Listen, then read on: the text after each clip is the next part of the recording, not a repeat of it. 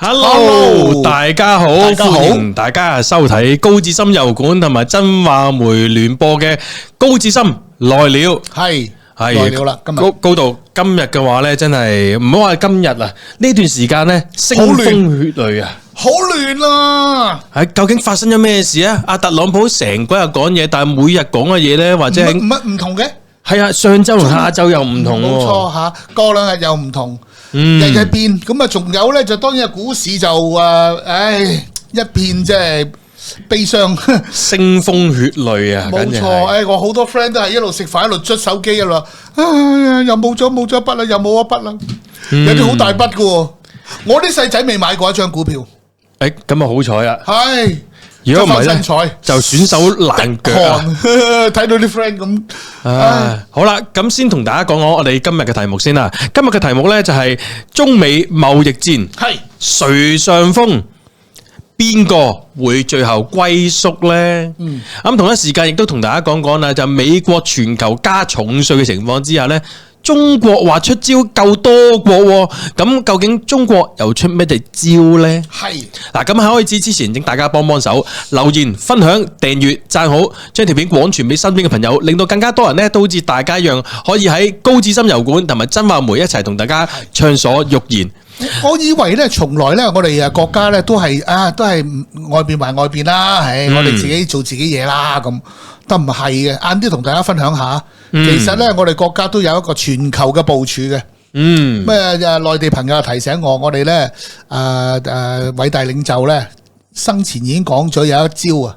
無論對呢個國民黨，當年國民黨同埋對呢個日本仔咧，都係嗰招啊！農村包圍城市咁，農村包圍城市，但係咁啊，點樣將農村包圍城市應用喺今日嘅即係全球格局咧？晏啲我同大家分享下，好有趣，好有趣，真係。高度啊，我反而係咁諗啊！而家呢段時間，我哋成日都見到一個將啲頭髮一次過劈晒過去嗰位阿特朗普咧。真係啱啱所話齋啦，佢朝頭早所講嘅嘢，同夜晚所講嘅嘢咧，係完全唔同嘅。係，但係點唔同都好啦，佢始終咧就係黑社會收陀地，或者係黑社會揾着數。但係一味靠客。呢個黑社會說法又真係幾似噶噃。係，我哋以前去拍外景咪咧，黑社會行埋嚟，喂，喺度拍戲，呢度我地頭，收片，收陀地。佢而家呢個都係噶，佢依家唔淨止收陀地，以前收陀地就話我保護你。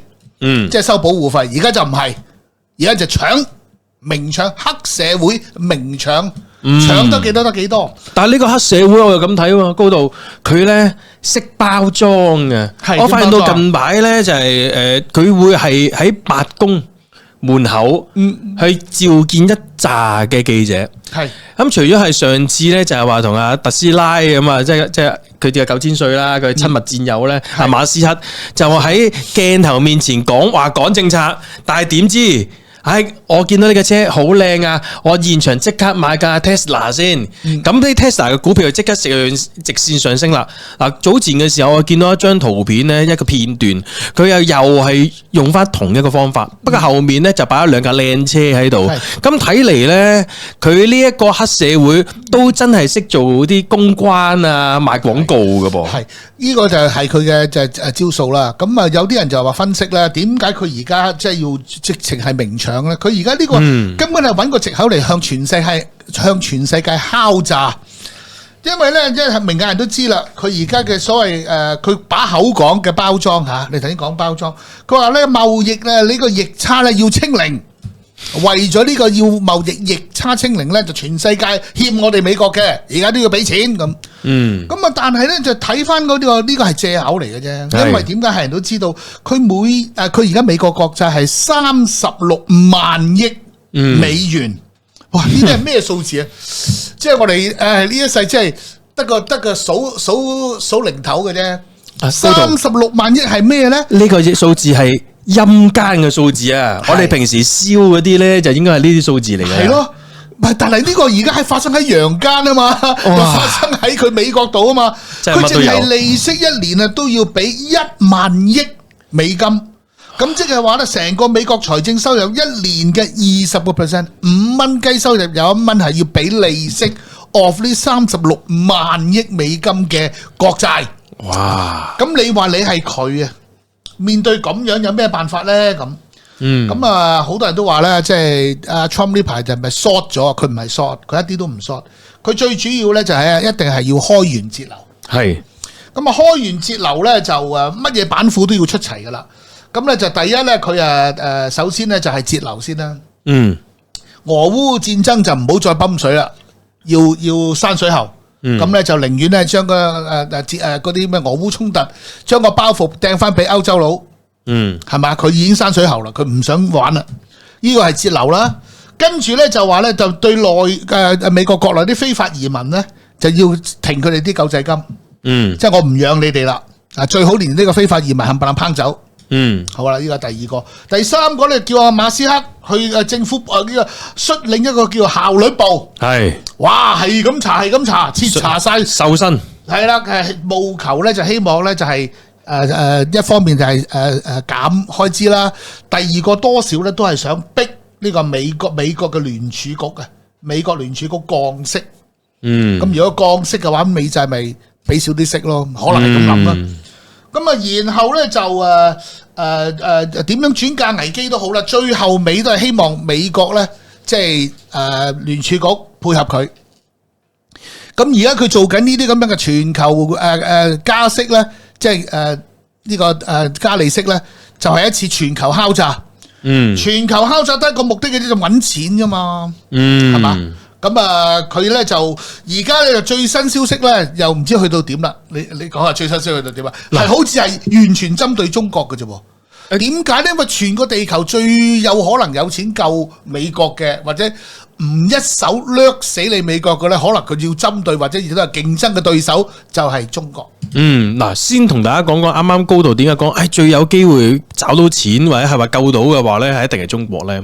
嗱，其實如果睇翻啲資料顯示翻嘅話咧，而家截至呢刻為止，因為真正實施咗嘅，同埋咩暫緩啊等之類，大家都知啊。今日所睇嘅同上晝、下晝、夜晚所睇嘅次次唔同嘅。我哋講而家呢刻實施緊嘅係大約對中國係34%開徵34%嘅關稅。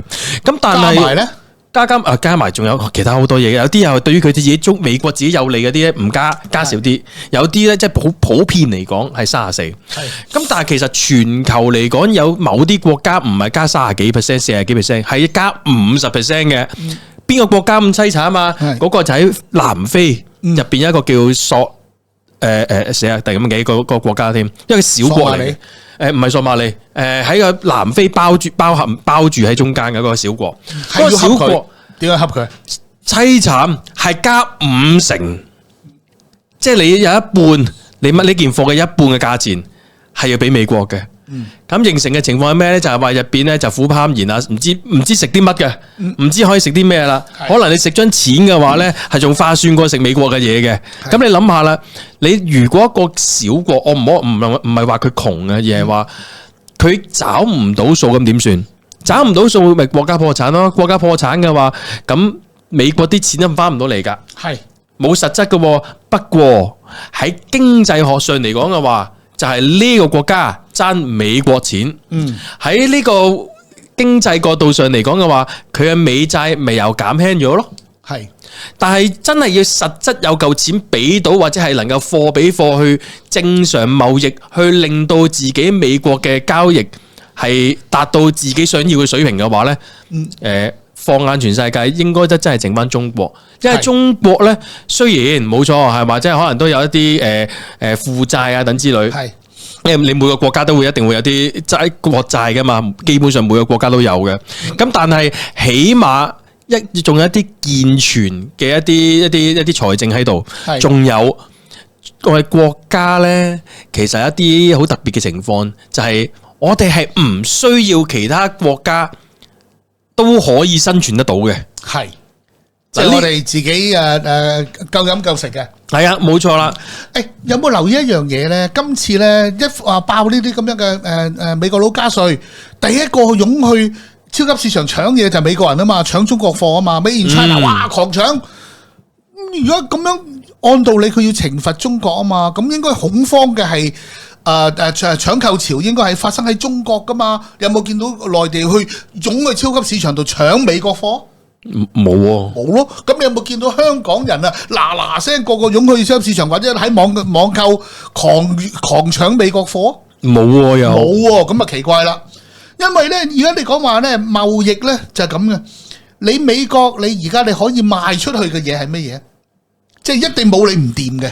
嗱，可能係啲芯片啦，可能係嗰啲乜航母火箭啊，嗰啲乜核心技術啦，係嘛？但係問題嗰啲嘢，美國佬係唔賣噶嘛？美國佬唔會賣個航母俾你噶，美國佬係唔會賣啲核心技術俾你噶，太空核心技術芯片都唔會賣俾你啦，呢啲係佢唔會賣俾你噶嘛。咁然後你能夠喺美國度買啲乜嘢？買佢啲礦產，買佢嘅醫藥，係咪冇佢唔掂啊？咁可能美國某啲醫學技術係幾先進嘅，但係咪冇佢唔掂啊？你可能會買佢嘅農產品咁啊，美國好多大豆啊咁，巴西冇咩？巴西好多啊，我哋自己囤都囤唔少啦，我哋自己儲啊，中國啊，我哋自己國家儲都儲唔上，儲咗幾年啊！你而家你話吓停啊，停到你下一任總統都未上位嘅，我哋都未食完啊！上位我哋都未食完啊！咁即係話我哋唔係冇你唔掂啊嘛？咁點解佢會發動一場？佢會以為自己係人哋冇佢啲嘢唔掂嘅咧？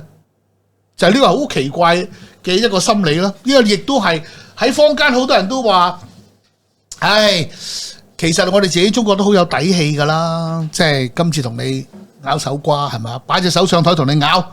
咁啊，我哋國家嘅底氣係乜嘢咧？咁有啲朋友啊做嗰啲分析俾我，佢話咧有3個方面啊。中國嘅底氣就係咧，我哋嘅工業規模咧已經係世界第一噶啦。好多嘅商品啊，確實啊係揾唔到替代方嘅。好多嘅商品，好多啲日常嘅嘢啊，各種商品咧，我哋嘅工業規模已經係世界第一。咁因為咧，美國你一定要買嘅，就好多呢啲咁嘅貨。第二咧就話美國商品係容易被替代嘅，我啱啱頭先講咗啦，玉米、大豆係嘛，唔可以喺第二個國家買咩？係非要買你美國不可咩？以前就話大家好咁啊，俾啲生意你做下啦，係嘛，幫你買下嘢。咁而家都唔係嘅，唔係話非你不可啊嘛。咁啊，第三樣嘢最重要啦，就係話咧，我哋其實係需要今次呢場仗，即係以中國嚟講。就要同你擺隻手上台面咬一次，就一定要咬贏你為止，唔係為啖氣嘅，係因為咧佢會影響到好多地球上嘅好多其他國家喺呢個關鍵時刻，咁歐盟點樣對美國咧，都要睇你中國點打，同埋睇美國點反應嘅，係嘛？中國唔怕美國咁啊，咁即係你歐盟都唔使怕啦，係咪？就連司機都可以唔使簽嗰個礦產協議啦。好多人睇中國頭噶嘛。如果中國唔同你咬一次手瓜，係嘛？即係擺隻手上台同你咬過，咁其他嗰啲點啊？不戰而降啊？唔會有人不戰而降咪？等咁咪望下你哋咯，睇下你美國佬點樣整治中國。因為而家一個焦點個矛盾點好尖銳地。就一個點對一個點啊，中美啊嘛，咁其他嗰啲喺側邊咪喺度望咯，係嘛？啊，睇下你中國佬點同美國佬冚呢一鋪，然後佢哋先決定佢哋下一步點行。咁因為中國強硬，所以歐洲都有強硬反應啦嘛，加翻你轉頭啦嘛。加拿大啊，佢隔離屋啊。即係未來可能第51定唔知52個州咧嚇，都話我要反制你啊！其實咁嘅情況之下咧，我就用個高度話齋啦，黑社會嘅做法，而家人哋都唔驚你喎，咁我哋點算咧？又起碼有個中國唔驚你帶頭，唔驚你，即係有人帶頭唔俾陀地。咁後邊嗰啲嚟拍戲嗰啲，佢都冇俾咯，我唔拍得啊！72家房啊，咁嘅款係嘛？係咯，咁啊，仲有一個咧就最壞嘅例子咧，真係，咩國格都冇啊！係咪越南啊？即刻嗱聲跪低啊嘛，即刻同佢講啊嘛，點知俾阿特朗普對住個鏡頭啊嘛，幾多人啊 kiss my ass， 錫我屁股啊，我同佢傾啊。即係用到啲咁嘅言辭去對嗰啲順從黑社會嘅人，仲要俾人用嗰啲咁嘅言辭嚟到去凌辱。但係呢啲國家佢哋又冇辦法，唔知點解佢哋又硬唔起嚟，冇底氣咯，有咪即係話中國就話俾你聽，我有底氣咯。其實而家呢刻你講高度啱啱所講咧，就係話中國唔係我哋挑起啊，大家知唔知道啊？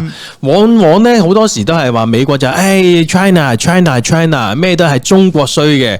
咁但係今次咧，大家就見得到啦。係全世界都知唔關我哋中國事啊嘛，美國加稅唔係我中國叫佢加稅啊嘛，係美國自己帶動嘅，呢個係第一樣嘢，係同以前係好唔同嘅。我哋冇得再俾人亂咁講話係我哋中國問題而令到美國加稅，冇噶啦。第二，亦都係再一次俾人哋知道咗美國係點樣對身邊嘅人。嗱，以前有一啲即係睇一啲電視劇又好啦，小說都好啦，伴君如伴虎啊嘛，係嘛？你冇錯可以狐假虎威，但係如果一隻老虎肚餓嘅時候，我唔先嗒咗你先啊？冇錯，最就手嗰啲嗒先係啦。你諗住係話，喂大佬，我係你啲僆嚟嘅，你唔去死嘅話，我點樣去繼續茶煙飯啊？係嘛？咁而家就好明顯啦，你仲做佢條僆？好啦，做條僆都算啦。佢仲要係話，有好多人跟住我，為咗要我錫我屁股咁樣嘅。喂，大佬啊，我乞求我同佢和談啊，我坐低求咯，你仲想我點啊？你仲要咁係落我？我假假地都一個國家嘅代表，我係你啦。你講啲咁嘅說話噶，我點樣同我啲國民去講啊？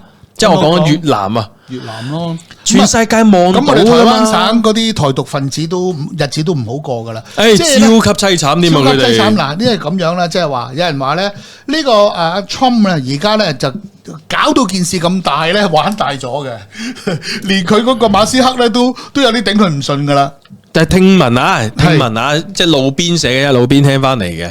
喺網上路邊好多啲傳媒就講話，阿9000歲馬斯克就同阿特朗普講，不如咁啦，緩一緩啦，真堅緩一緩先啦，唔好搞啦，出面勢頭一陣風頭咁大，緩下先啦。你係都知你亂咁噏嘅啫嘛。出面班友反黑社會啊！咁點算啊？雖然佢不嬲呢個黑社會咧，美國都係冇黃氣呢家嘢嘅，係啦。啲都唔夠佢抽噶啦，咁但係，喂，成日出邊咁多國家，一人一啖口水嘅話，都真係會浸到死美國噶噃。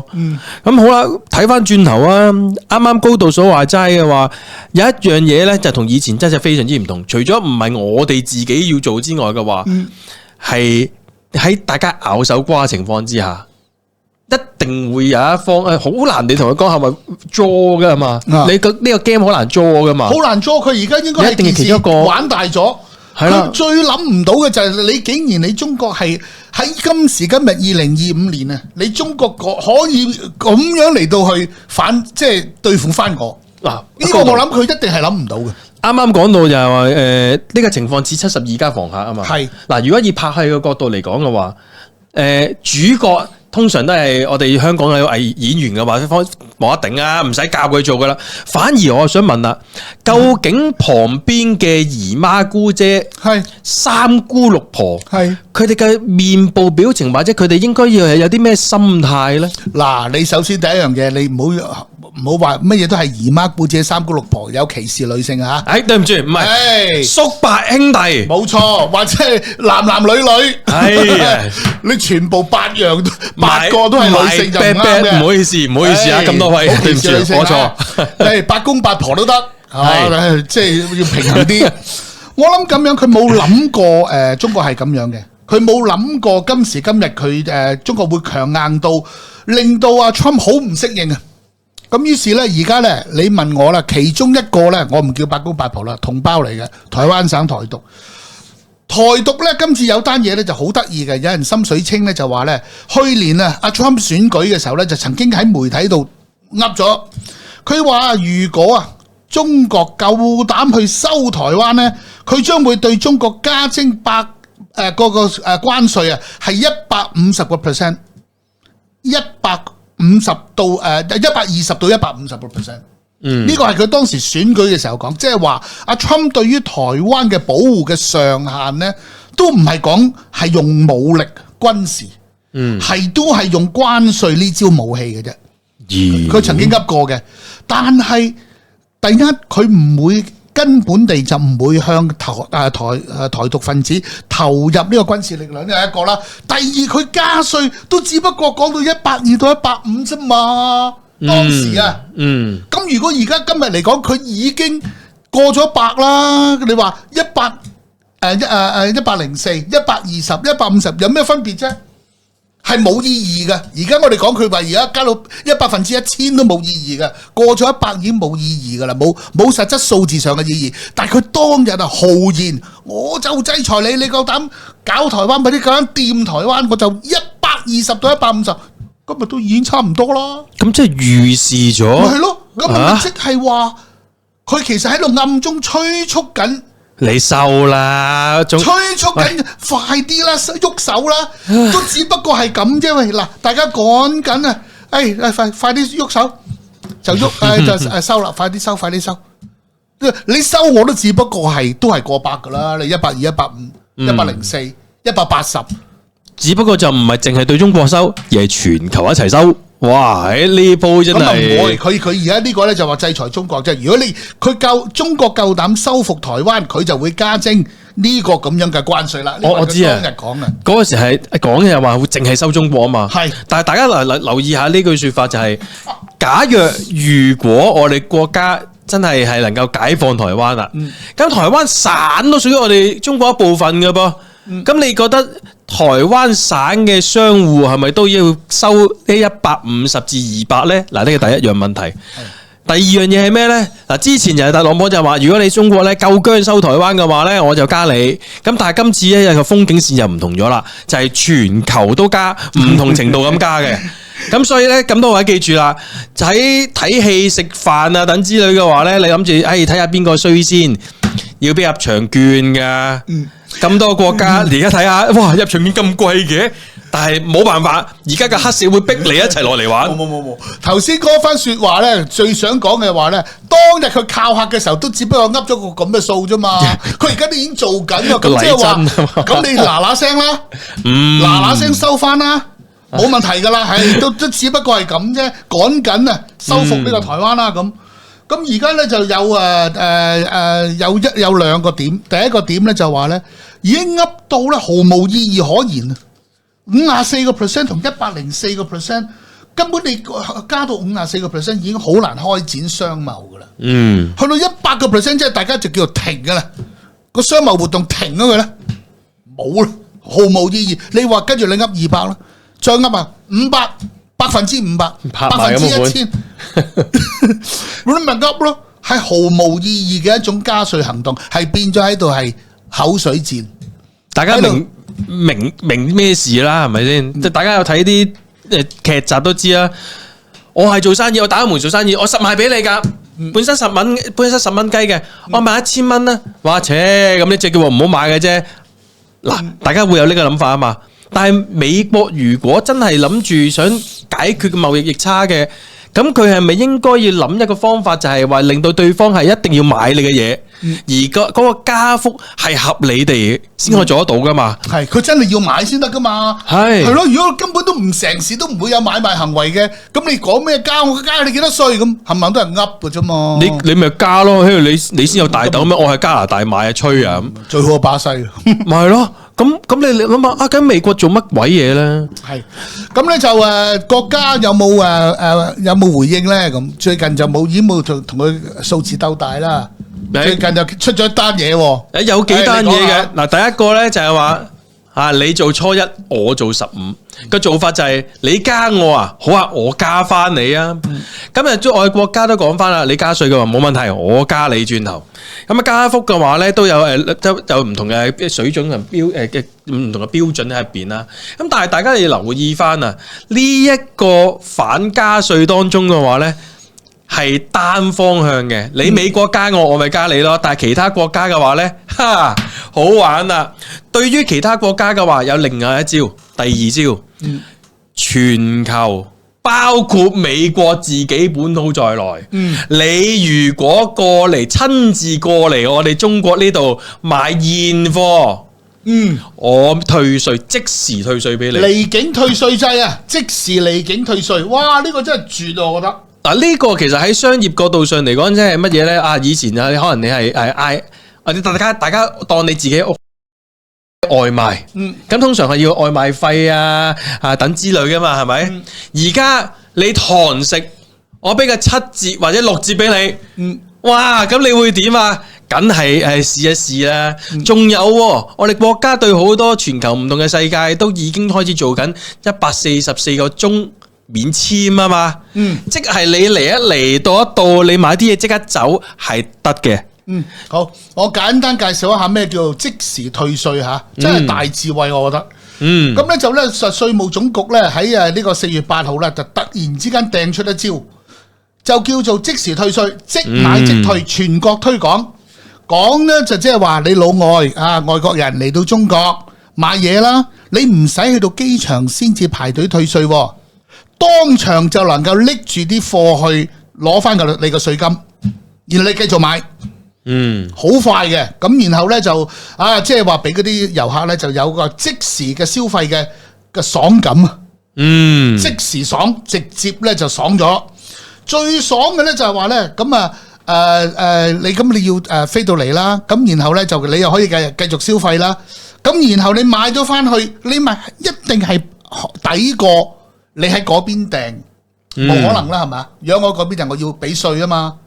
如果我飛到嚟呢度買，即刻退翻稅，咪即係等於你係享受緊中國人喺中國境內嘅消費，嗰個消費係好低嘅。我哋成日北上，我哋就知噶啦。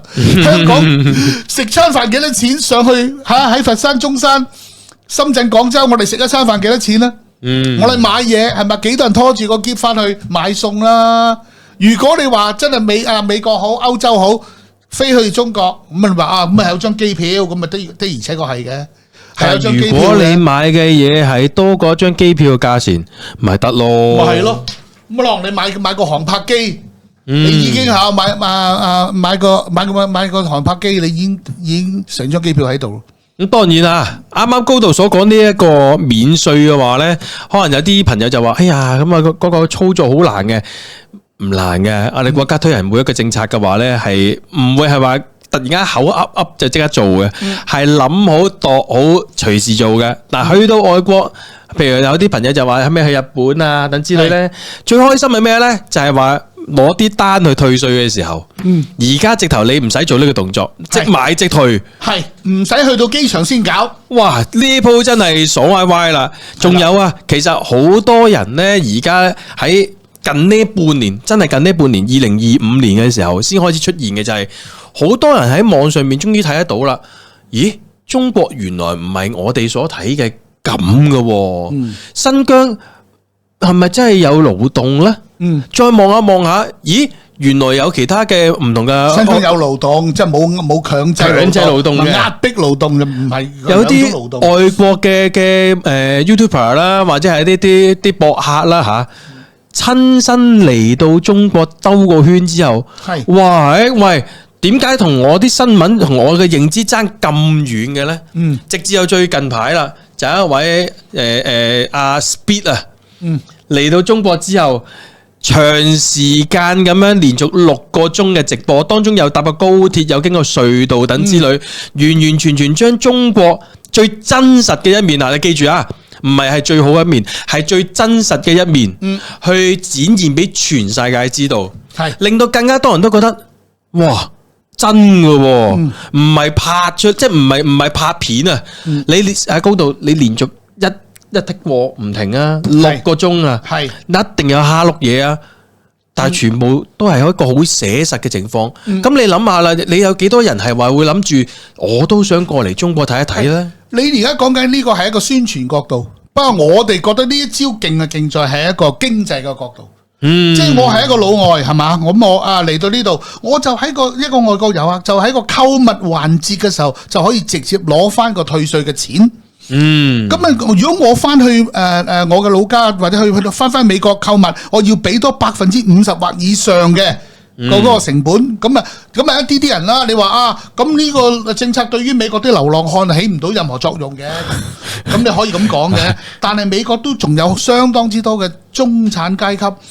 我諗佢哋都會即係發咗狂咁啊，去比較一下我可以喺中國掃幾多貨，而唔使忍受嗰個無情百事增加嘅稅，然後就買得好開心啦。因為喺中國大家都你頭先你講嗰啲片，一定會佢哋食緊乜嘢，內地乜嘢消費，佢哋玩緊乜嘢，佢哋住緊乜嘢，安唔安全？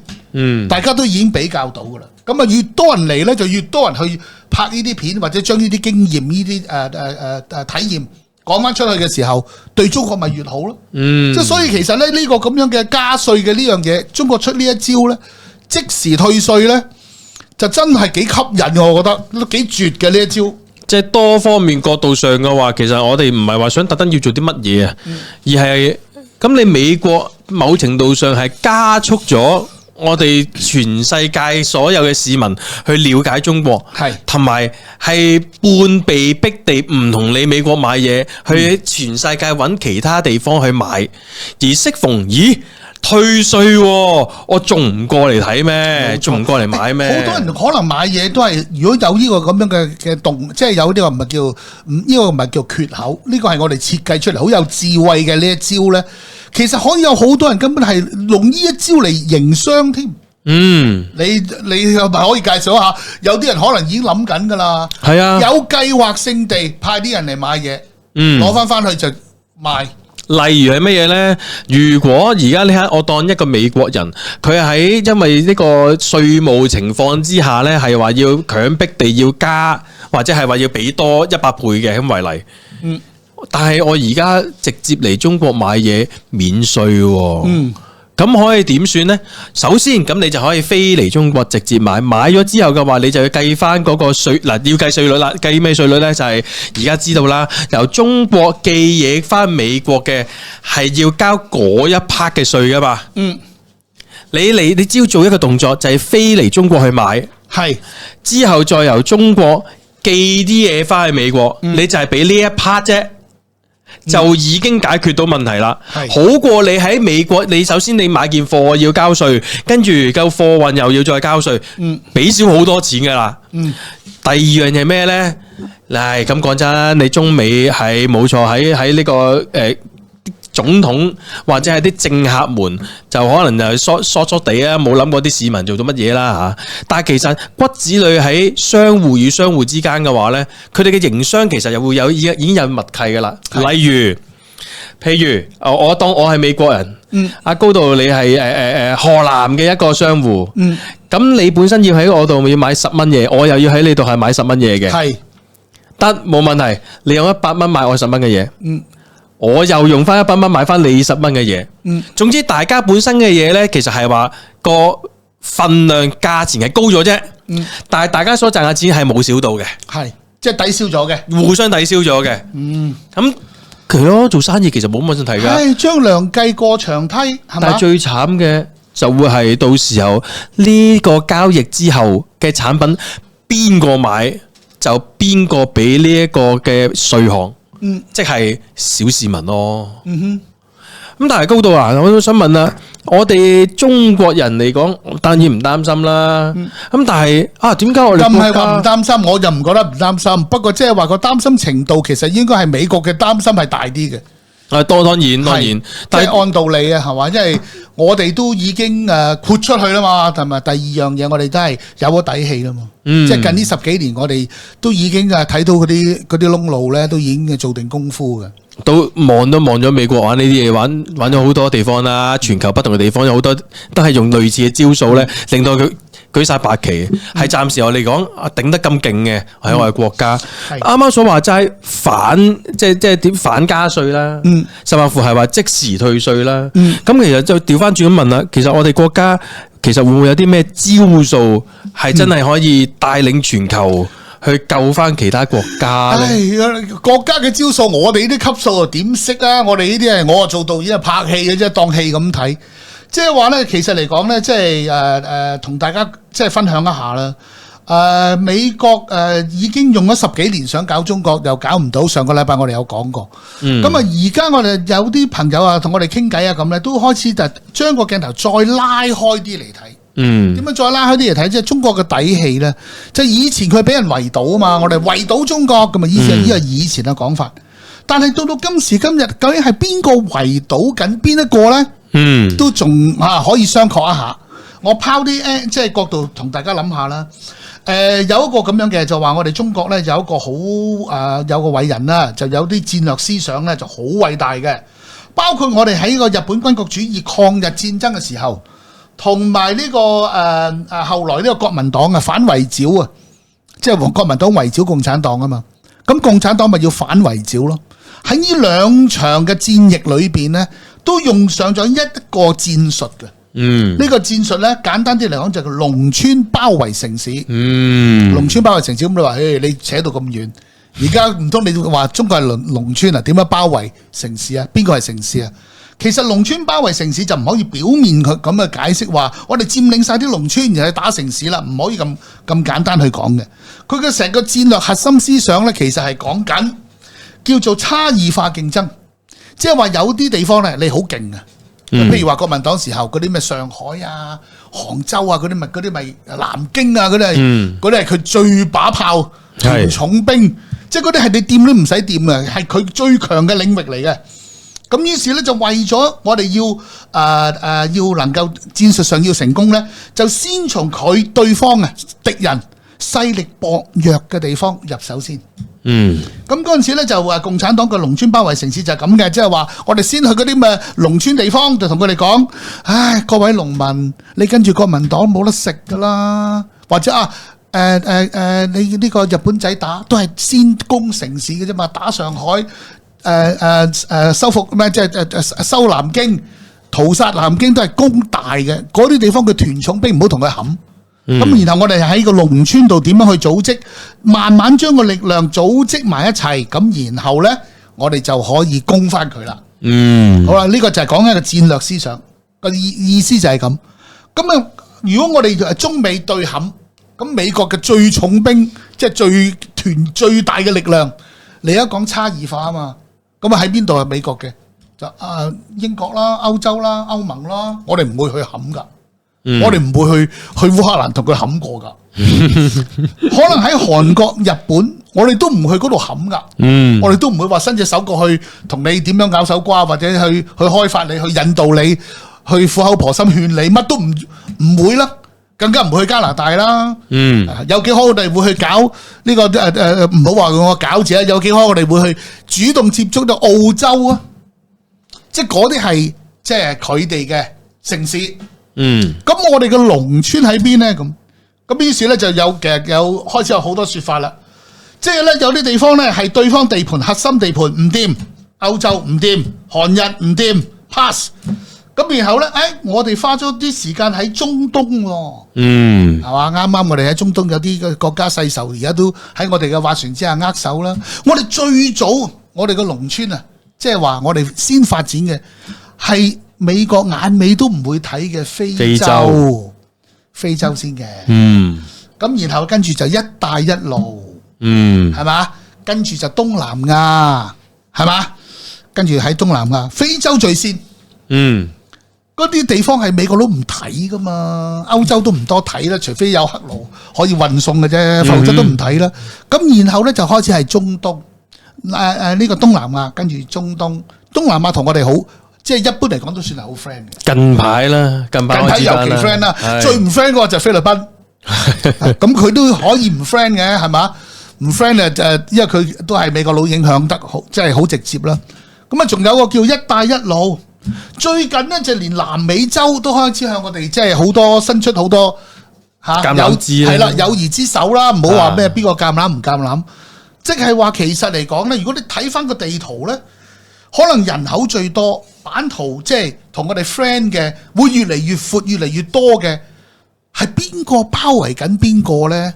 呢個農村包圍城市，即係你諗都諗唔到，用咗改革開放到而家，或者中國自建國以嚟嘅外交，一路慢慢一步一步行咗幾廿年。而家你話究竟邊個係農村，邊個係城市呢？都幾有趣。即係包括我哋其實都幫好多非洲國家又好，拉丁美洲國家又好，甚至而家嘅俄羅斯，即係都有好多合作，好多基建啊，修鐵路啊、港口啊、發展經濟啊、貸款啊。而家究竟去到呢一刻係邊個包圍緊邊個呢？咁呢個都幾值得大家深思咯，我覺得。幾有趣。好，咁呢度一個啦。另外咧就仲有一個咧就好得意嘅觀點同大家分享一下。我今日真係好想同大家分享，究竟特朗普係咪傻嘅咧？應該唔係傻嘅。亦都我同啲朋友傾偈咧，有啲咁嘅觀點刺激咧，就話咧，其實特朗普今次佢一上任咧，佢已經兩手準備㗎啦。佢四圍黑社會收片、陀地、搶掠、伸手出去搶、去割，係一手啫。佢應該有另一手嘅，另一手係咩咧？因為佢嘅國債太多，佢嘅另一手即係如果你問一個會將個鏡頭拉高睇遠嘅領袖咧，應該個劇本都會係咁樣寫，一邊就搶掠、掠、割、立呢個敲下包唔成功，反對聲音、反抗聲音太大，或者根本割唔到。咁佢嘅下一步係乜嘢咧？有個咁嘅觀點吓，同大家分享下啫。劇本一定要係咁樣寫嘅。我美國縮翻去北美洲。所以佢話加拿大係佢第51個州立硬嘅。點解要巴拿馬運河啊？劃界啦，拉埋巴拿馬運河嗰邊要埋個格陵蘭攞到嘅話，要埋佢嗰個北美洲嘅大根據地。就冇走雞啦，即係話呢方面屠刀向鄰國就立咧，就最後尾如果佢收割唔到，又俾人追債，自己又 bankruptcy 破產，真係有機會破產㗎喎。咁佢美國點啊？最後尾就係縮翻去一個大北美洲自成一國，佢可以孤立，可以冬眠，可以過好漫長嘅時間100年，回復到第二次世界大戰之前嘅美國。我淨係顧住我自己。係咪？我重新塑造一個又前面啲債唔使還，我又重新塑造一個美國，再過100年再出嚟割過。有個咁嘅說法，即係話咧呢個咧就係你話佢傻，佢都唔傻，即係佢進係攻啦，退佢亦都守。咁樣進攻又立到，退守又立埋，咁佢天下無敵咯，又下一個天下無敵咯，係嘛？呢個就係有好多朋友咁樣講，佢唔係傻，佢係個賭徒，但係咧就佢唔傻，係嘛？即係搶嘅人諗咗噶啦，即係大聲做大事啊！咁但係實質上嘅話咧，就係做緊啲細嘢，做點樣固本培元，係啦，即係話搶嘅做真係有起咩事起上嚟，我縮到去淨係一個北美洲，你唔好嚟嘢，我縮埋喺裏邊。重新嚟過，休養生息，重新翻去佢哋嘅美國人嗰種生活嘅，就到時再講咩自食其力啦，嗰啲肥到着唔到襪嗰啲要減肥啦，再重新講翻啲咩多勞多得啊嗰啲咁嘅精神，咁啊 another 100年或者 another 大半個世紀，咁啊又睇下邊個時機一場珍珠講又好乜又好，佢又出翻嚟，即係佢可能有一個咁嘅盤算。我覺得呢個諗法都幾得意咯，所以即係加拿大呢啲咧就真係震過貓王啦，震過貓王加拿大格陵蘭呢啲咩巴拿馬運河呢啲震過貓王啊！嗱，其實大家望一望啦，啱啱阿高度所講咧，一農村包圍城市嘅話咧，咁大家要留意下，其實真係非常之難嘅，行到呢一步係好難嘅事。由我哋新中國成立咧1949年嘅時候，大家記住當年嘅新中國成立嘅時候呢，係講咗有4個地方要解放嘅。一係海南島，2係新疆，3係西藏，4係台灣省。海南島呢，其實係新中國成立之後先收嘅，大家真係要記住呢啲歷史。而家係爭最後一步。你諗下當時我哋香港啦我哋23條都係近排先立嘅啫嘛，係咪咁講啊？我哋一成功立法之後，我哋都開心噶嘛。你諗下，如果收復埋台灣係幾咁難呢？嗱，點解講呢啲咁嘅嘢呢？就因為其實由我哋新中國成立之初，喺我哋最窮嘅時候，我哋嗰時已經開始援助緊中非噶啦。非洲好多兄弟國家係由當時我哋窮嘅情況之下，都已經幫緊手噶啦。坦桑尼亞條鐵路，佢到而家呢，佢哋都國家都好記得係我哋去幫手。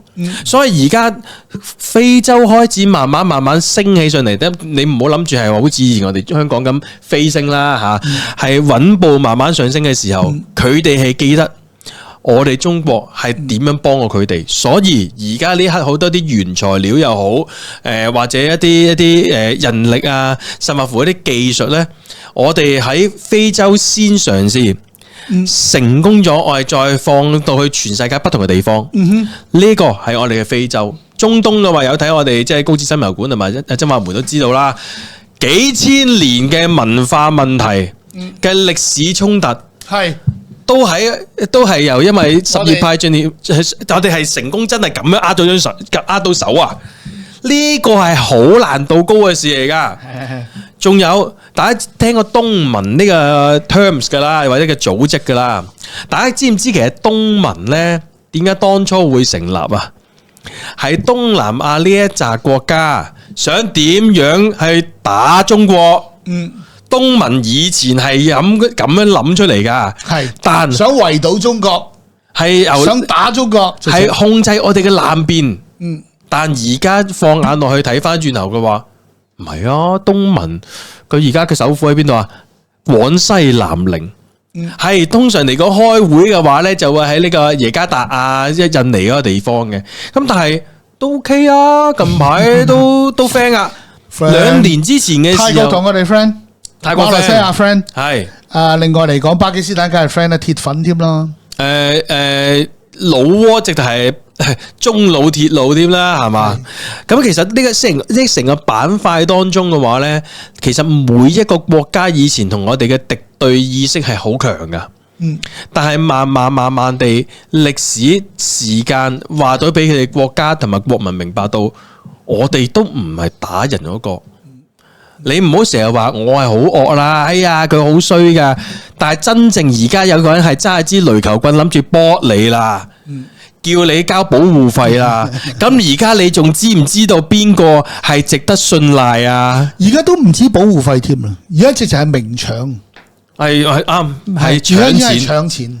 咁喺今日情況之下嘅話，好似我哋接翻上個禮拜咁講啦，咦，其實我哋一帶一路應該都幾暢順，最後一步啊，嗰度歐洲應該都明白緊呢個世界發生咩事嘅，咁同埋阿澤連斯基應該呢段時間係開心同輕鬆添噶，係我哋即係而家美國夾硬攞起手過嚟，喂，中國攞起手過嚟咬手瓜，我係澤連斯基，喂。唔傾住噶咯，你傾下先啦，又拖一陣先。係我又去後面食下爆谷先，慢慢啦，唔急噶，我唔急噶，因為我都頹垣敗瓦咯，係咪先？不過咧，同中國即係打呢啲政治交道咧，即係其實嚟講有一樣嘢好得意嘅咧，就係咧，我哋就唔係好玩陰招嘅，我哋冇乜陰招嘅，我哋甚至咧喺抗日戰爭時期啊，我哋當時國家領導人啊，主席。係寫咗一篇嘢叫做《論持久戰》啊，係擺到上台面公開發表，我點同你日本仔打，我將會點樣同你打？你明知道我嘅戰術，第一步就係乜嘢，第二步就係乜嘢，跟住第三步就係乜嘢，最終要達至咩結果？我寫晒出嚟啊！成篇《論持久戰》就係抗日戰爭時期，我哋共產黨一個著名著作，毛主席寫嘅，話埋俾你聽我嘅戰術係乜嘢，而最終嘅結果係乜嘢？我話埋俾你聽，我嘅戰術係咁啊！你都係要舉手投降，你都係要輸俾我哋。咁我諗我哋即係有人話我哋中國人呢個已經唔係一個國家，唔好用國家去衡量中國。我哋係一個文化嚟嘅，即係有幾千年嘅文化嘅智慧，就不能簡單定義佢係一個國家。又話佢已經超越咗一個國家噶啦。佢已經係一個文化。咁我諗而家都一樣咯，即係而家。都擺到好明噶啦，係嘛？即係同你講兩句就話，哦，你中意加重息係嘛？得啦，奉陪到底4個字，奉陪到底，誰怕誰啊？咪咯，係咪先？誰歸宿？嗱，我哋今日嘅題目就係呢樣嘢啦。邊個佔上風先？咁啊上風嘅話就兩邊都唔好講，我哋只能講邊個佔下風咧？下風唔使佔嘅，下風褪就得啦。係凄慘嘅，係當風啊，應該叫做其他不同嘅國家咯。其他不同嘅國家，喂大佬啊，係對住個咁嘅對手咧，你龜縮咧，你都係冇乜好結果嘅。你兩大強者打交，你啲橫切風打到埋嚟，喂大佬，我冇處好避，我呢個第一樣嘢，邊個龜縮咧？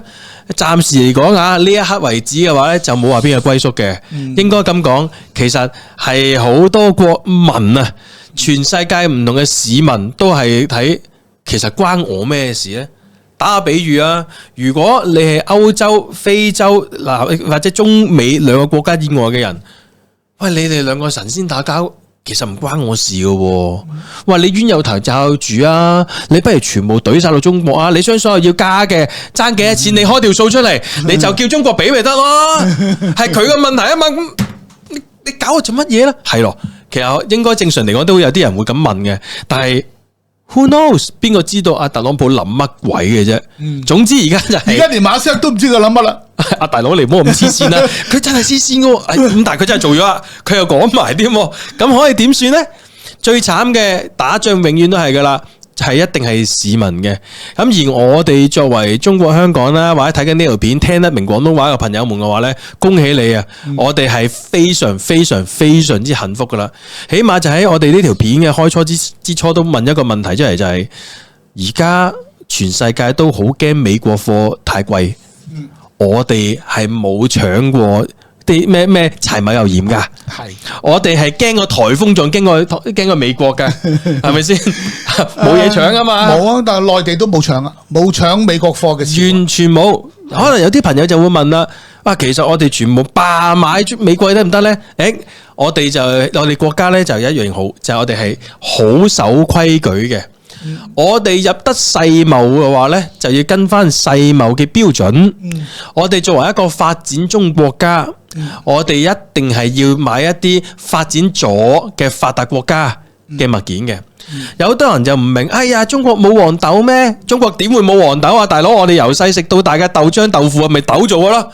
但係點解我哋要買美國嘅黃豆？係因為我除咗你嘅黃豆之外咧，你農作物嗰 part 一定要夾我買，唔通我叫你美國種啲菠菜，買啲白菜俾我啊？係咪先？菜心係零下噶嘛？唔係咯，菜心我哋自己國家仲好食啦，黃豆，求其啦就黃豆啦。咁最後係因為你哋美國又係特朗普啊，上一屆嘅時候話要打貿易戰啊嘛，最後啲黃豆啊你倒晒落海啊。而家調翻轉頭，其實我哋係夾硬買嘢啦。夾硬買嘢，我哋係去到真係冇嘢好買啦。芯片你制裁我哋，逼我哋自己發展咗，而家都唔使買翻轉頭咯，唔使啦。第二科技啊嘛，好啊，你話嗰啲咩 AI 技術好勁啊嘛，有幾勁啊？我哋月球背後都去埋咯。你話藥物技術啊，大家知唔知道我哋藥物技術已經去到？嗱，有實驗嘗試過出現咗，係治癌嘅，已經係能夠治癌添啦。咁但係你話係咪真係已經可以即係全面推廣咧？未知嗰個做法係點咧？就係將一啲豬嘅細胞，打入去癌細胞入邊，癌細胞去咗豬嘅細胞之後嘅話咧。咁咪繼續喺個豬嘅細胞度不斷擴散咯。係喺人類嘅細胞當中就發現到 B 吹晒雞響晒紅燈咁樣。喂，呢啲唔係我哋人類嘅細胞嚟嘅，趕佢出去。咁就係豬嘅細胞加癌細細胞排出身體。你呢個係科幻小說啦，定係唔係噶？有出現過呢個情況噶啦，已經有做緊呢樣嘢啦。做緊呢樣嘢，但係咪真係能夠完全普及嘅話呢？未知。不過我亦都希望咁多位朋友們呢，真係要留意啦。雖然我哋今日呢個節目入邊呢，又講到就係話，哎呀，美國好似置之以備咧，冇乜用嘅，不要掉以輕心。喺咩情況之下嘅話呢？你仲係好勁嘅。驕兵必敗。我哋唔應該同埋唔可以做驕兵，我哋對任何一件事，我哋都要認真對待。咁所以咁多位喺呢咁嘅風高浪急嘅情況之下，我哋見到美國所做嘅嘢，我哋可以笑下，但同一時間嘅話，我哋都要積谷防饑，為任何一刻做好準備。最後高度，我有一個問題問翻你轉頭啊！我唔一定識答啊，唔一定識答嘅，拍戲嘅啫，你嘅啫。啱啱所問啦，拍戲嘅啫。其實其他國家咧都知道自己唔係上風唔下把噶啦，已經係話。你覺得佢哋應該要點做咧？喂，佢哋嘅表情可以點咧？我諗佢哋而家都只不過係只係能夠騰騰震咁喺度睇你兩個阿一同阿二啦，我哋係阿二，唔好話到我哋係阿一。阿一就唔頂唔順阿二，係嘛？阿一要揼阿二，阿二唔俾阿一揼，咁我哋嗰啲咩阿三阿四咪喺側邊度望咯，騰遲紙震咯，係嘛？就睇下你阿二點對付咯。咁啊就做啲攞阿二做參考咯。最好阿一就唔好一個橫拳一個邊錘，砰打到過嚟，唔好打錯隔離，打錯隔離死得啦！咁有啲就嗱嗱聲嘅就係即係 kiss his ass 嚇，即係同佢錫屁股又舐腳，都係冇乜好結果噶啦。靠邊站嘅話就我唔係話啱與錯嘅，而係話呢啲咁嘅情況之下神仙打交。我哋被逼落場嘅啫，但係誰怕誰？對唔住，我哋未驚過咁樣。我就睇唔到中國而家個係而家係中國驚緊美國喎，我唔覺得係。即係你從各個方面，即係包括外交言辭嘅應對，同埋佢能夠掟得出嚟嘅嗰一下，你如果你係一個好荒謬嘅回答話，我加翻你咁多，加翻你一樣咁多，係一日之內嘅事。咁你特朗普，你唔會需要即時回答㗎係嘛？你留意下個 timing，即係差唔多特朗普一瞓醒覺，啲人回報，哇！中國居然斗膽，我哋加咁多，佢加咁多啊！咁你特朗普都可以開個會先，係嘛？或者呢個唔係佢性格啦，佢係要即時寫，即刻寫啊！中國驚啦而家嚇，中國驚啦。我知道佢好想打電話俾我，但佢諗唔到點開口啫。係啦，我等緊佢電話咁，即係你睇呢啲反應你就知道，真係誰怕誰咧。諗下點會係打開口牌話，我知道佢驚，我等緊佢電話，係咯，等電話唔係啩？即係我都知道個靚女中意我噶啦，我等緊佢打電話俾我。係咯，我知個靚女中意我，佢又唔知點開口話佢中意我。我咪有等咯，我唯有等下佢電話咯。